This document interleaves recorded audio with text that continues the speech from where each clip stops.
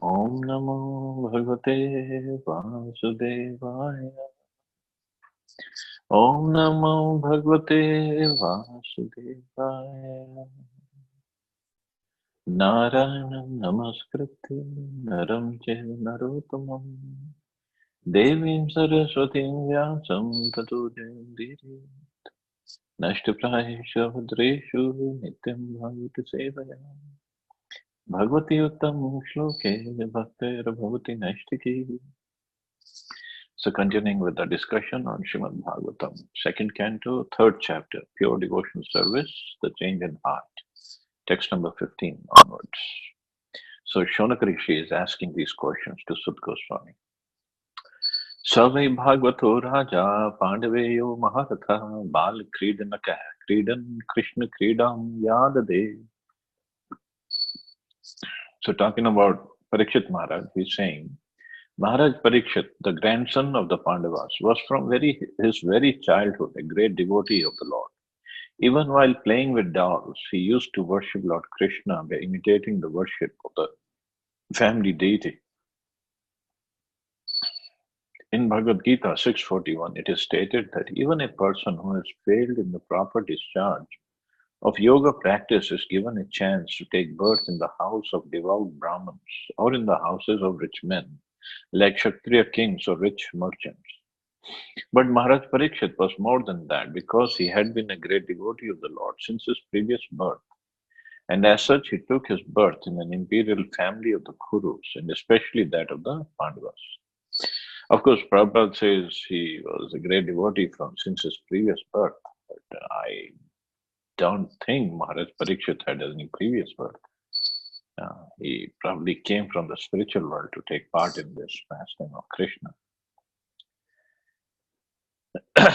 Just like Prabhupada himself, he will talk about himself, but Prabhupada also didn't have any previous birth. He also came from Golok Vrindavan. So from the very beginning of his childhood, he had the chance to know intimately the devotional service of Lord Krishna in his own family. The Pandavas, all being devotees of the Lord, certainly venerated family deities in royal palace for worship. Children who appear in such families fortunately generally imitate such worship of the deities, even in the way of childhood play. By the grace of Lord Shri Krishna, we had the chance. We means Prabhupada talking about himself. Somehow Prabhupada always referred to himself as we. He never said I had the chance. He always said we. I don't know what was the inner mood. We had the chance of being born in a Vaishnav family and in our childhood and in our childhood. See, Prabhupada, he didn't say in my childhood. And in our childhood, we imitated the worship of Lord Krishna by imitating our father.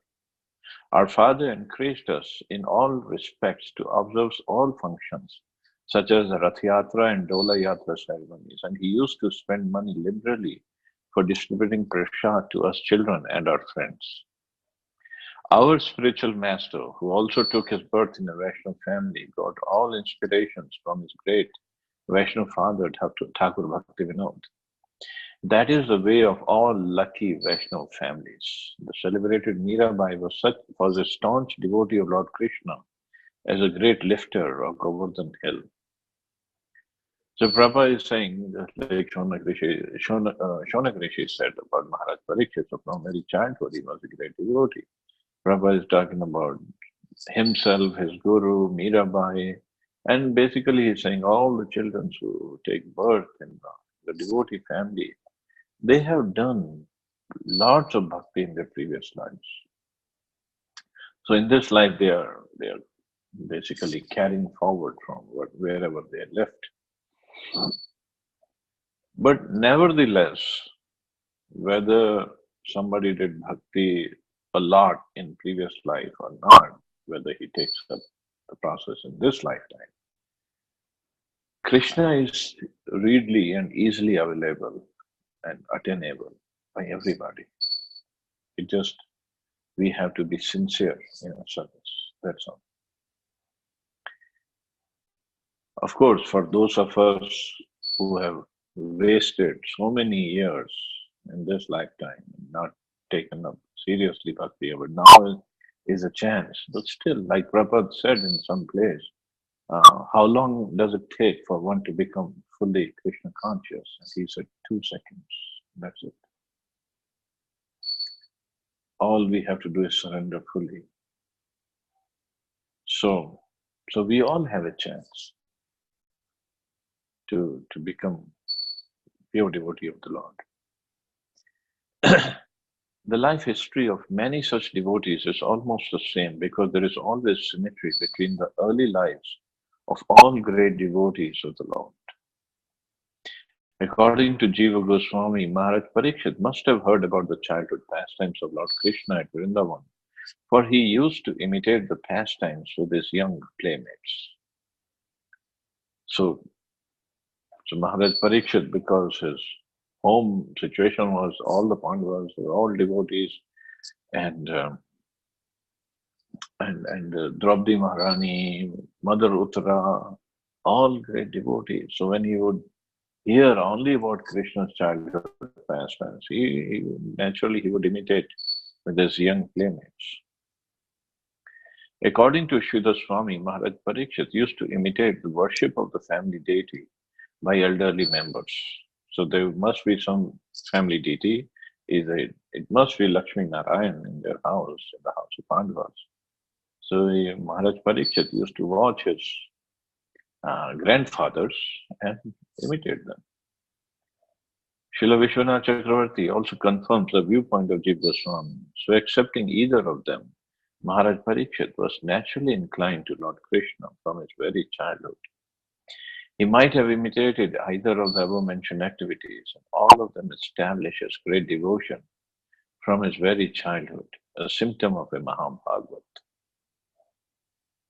Such Mahabhagavats are called Nitya Siddhas. So he was a Mahabhagavat, a pure devotee. Such Mahabhagavats are called Nitya Siddhas. Nitya Siddha means eternally liberated or eternally perfect, or souls liberated from birth. But there are also others who may not be liberated from birth, but who develop a tendency for devotional service by association. And they are called sadhana, sadhan siddhas. So those, and there are many others actually, who are not liberated from birth, but who develop a tendency for bhakti by association. So by association, when they develop a tendency, they take up the process seriously, and when they become perfect, they are called sadhan siddhas, means they have achieved perfection by the power of their own sadhana.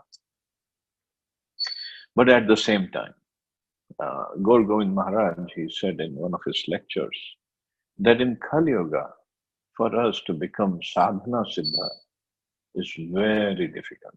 Means our sadhana has to be so perfect that we become perfect by the power of our sadhanas.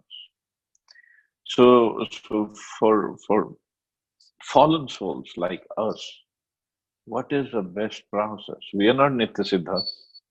We are not Sadhana Siddha. It's not going to be, well, for people like us, it's not going to happen, looks like. So all only path or only refuge we have, only shelter we have is of Prabhupada, that we become Kripa Siddhas. We can become perfect by the mercy of Vaishnavas, by mercy of Srila Prabhupada and Acharyas. So why and upon whom they bestow their mercy? Of course, they give their mercy on everybody, but to make somebody so perfect that the person is eligible to go back to Godhead, that mercy is attainable when we sincerely try to do our sadhana and our services. We are sincerely trying, then that mercy will flow automatically. And more mercy will flow, seeing our sincere effort. So once Tamalkash Maharaj had explained about these three terms, Nitya Siddhas, Sadhan Siddhas, and Kripa Siddhas. And I guess he heard it from Srila Prabhupada. He said, suppose there is a boy who's born in the family of maybe say Ambani. So from very birth, he is a millionaire. Millionaire is even a small term for him. But let's go with millionaire. So from very birth, he is millionaire. Then there is a boy who's born in a poor family, but then he worked hard, he studied, and then he got a good job, or he started his own business, and he worked hard in both, and then he became a millionaire. And then there's a third person who was not born in a very rich family, or at all a rich family, very poor family. And he didn't study at all properly. He didn't do anything. But when one of his uncles died, he left him a good fortune. And he became a millionaire. So in the end, all three are millionaires. How they became, that's a different story. So first case is Nitya Siddha, so he's millionaire from birth. Second case is Sadhan Siddha, he worked hard to become a millionaire. And third case, he didn't do anything. Didn't study, didn't business, but his uncle left him a fortune. So he also became a millionaire. So that is third case is Kripa Siddha. Of course, we don't want to set an example that we don't do anything and just basically rely on or wait for the mercy of Guru.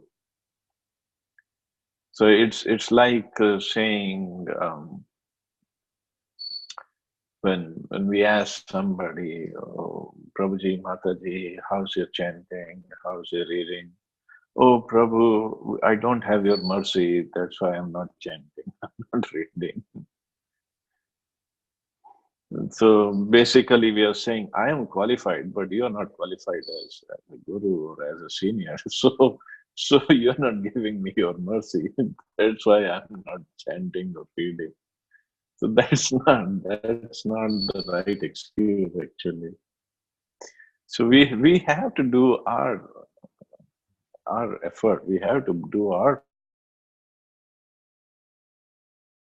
part. And then we can wait for the mercy of Prabhupada. It's not difficult for him. So our best shot at being perfect is being Kripa Siddha. But for that, we have to sincerely put in our effort. And then mercy will flow. It's not like, what's his name, Nirmal Baba, or you, चटनी खाओ mercy चालू हो जाएगी, कृपा आनी चालू हो जाएगी, और पर्स रखो और ये बेल्ट पहनो और वो जो भी ड्रामा करो. Not like that. We have to sincerely put in our effort in chanting, reading, association, and service.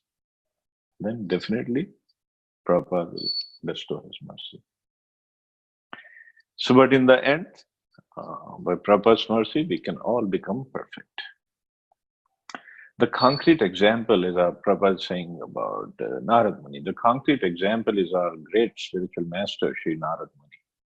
In his previous life, he was simply a boy of a maid servant, but through association with great devotees, he became a devotee of the Lord of his own standard, unique in the history of devotion service.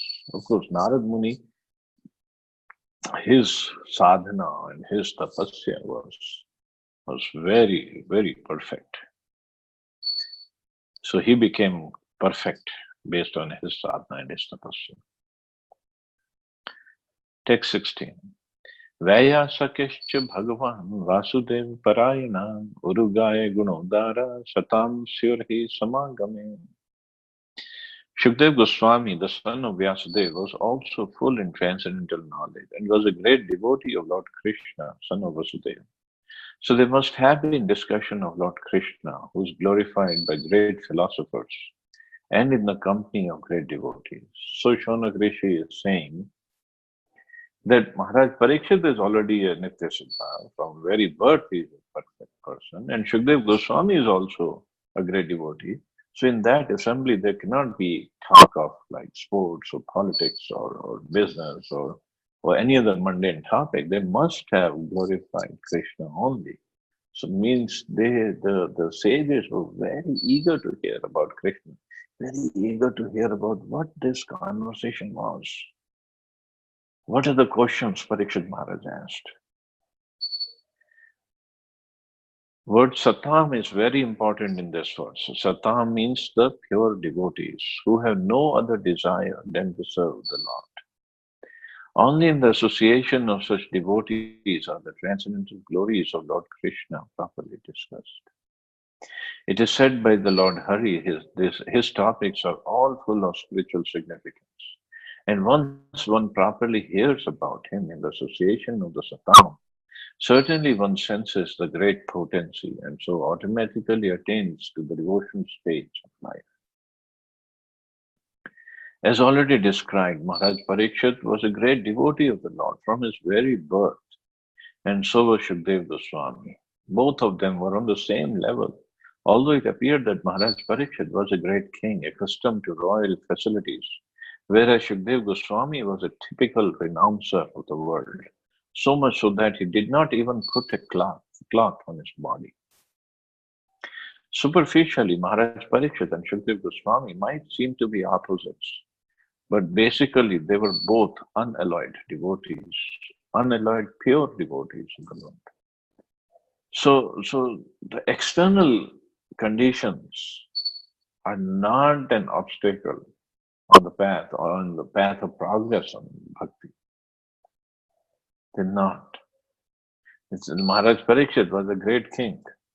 He was emperor of the whole world, actually. But inside, in his heart, he was a devotee, great devotee. And Shukdev Goswami, on the other hand, Prabhupada saying he didn't even bother to put a cloth on his body. He was so renounced. So inside, Maharaj Parikshit was also renounced. Outside, he was just doing his duty, performing his duty of managing the whole world, in fact. So actually, what's inside, that's what counts. Krishna knows what's inside in our heart. He knows, very well knows. So outwardly, we can make a show of being a great devotee, put on nice tilak, nice kanti mala, nice dhoti kurta, nice sari, and latest fashion sari or latest fashion dhoti kurta, with beautiful bead bag. Well, what's inside the heart? That's more important. And inside, in the heart, we cannot even see. We have no way of judging anybody. Maybe the person is very rich and he's maybe driving a Mercedes and he's putting on very nice, beautiful clothes.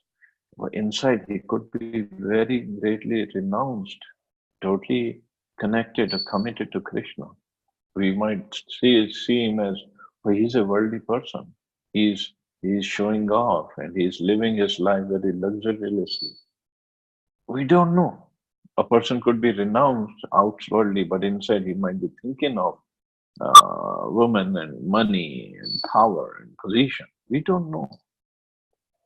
He could be renounced, and inside he could be always thinking of serving Krishna. So that is why one should not judge by the externals, first of all. And secondly, we have to see ourselves. What is our position? So just like Radha Prabhu had posted Sankarshan Prabhu's quotation, we don't just have to act like a devotee, we have to think like a devotee also. Means consciousness has to be purified, consciousness has to be changed. And once that is changed, then we don't even have to act like devotee. It will always, the actions and the words will always be of a person who is surrendered. We don't have to watch our words or actions once our consciousness is completely fixed.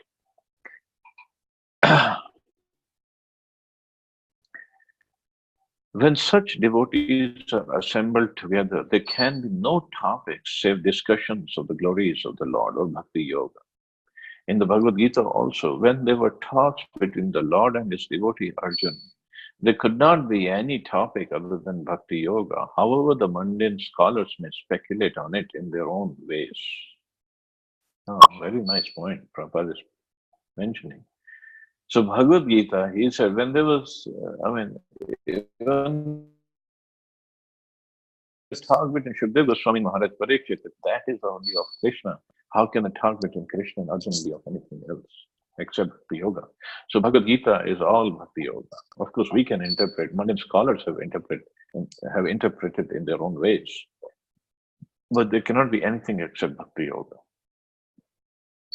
The use of the word cha after Vyasaki suggests, according to Srila Goswami, that both Shukdev Goswami and Maharaj Parikshit were of the same category, settled long before, although one was playing the part of the master and the other the disciple. So, but even if they were playing the part of a spiritual master and disciple, one was asking questions and one was answering the questions, but they were both at the same level. Since Lord Krishna is the center of the topics, the word Vasudeva Parayana, or the devotee of Vasudeva, suggests devotee of Lord Krishna, the common aim. Although there were many others who assembled at the place where Maharaj Parikshit was fasting, the natural conclusion is that there was no topic other than the glorification of Lord Krishna, because the principal speaker was Shukdev Goswami and the chief audience was Maharaj Parikshit. So Srimad Bhagavatam, as it was spoken and heard by two principal devotees of the Lord, is only for the glorification of the Supreme Lord, the personality of Godhead, Sri Krishna. And now, first Shaunak Rishi has glorified Parikshit Maharaj, glorified topics about Krishna, glorified the hearing of Krishna Katha. And now he will get very harsh, and some verses he will say that will really shake us up. So that this we will discuss tomorrow. Little harsh. We can't imagine Shaunak Rishi saying so harsh words. Anyway, we'll discuss that tomorrow. Anybody has any questions or comments?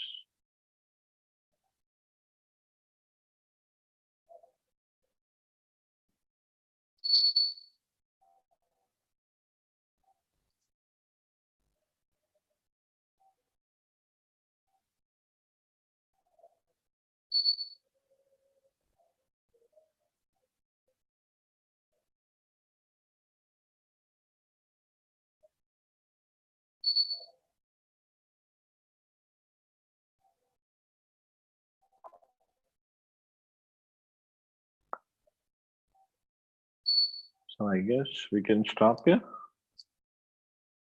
You all have a wonderful day. Hare Krishna. Stay warm, stay inside. Jai Srila Prabhupada. Hare Krishna Prabhuji.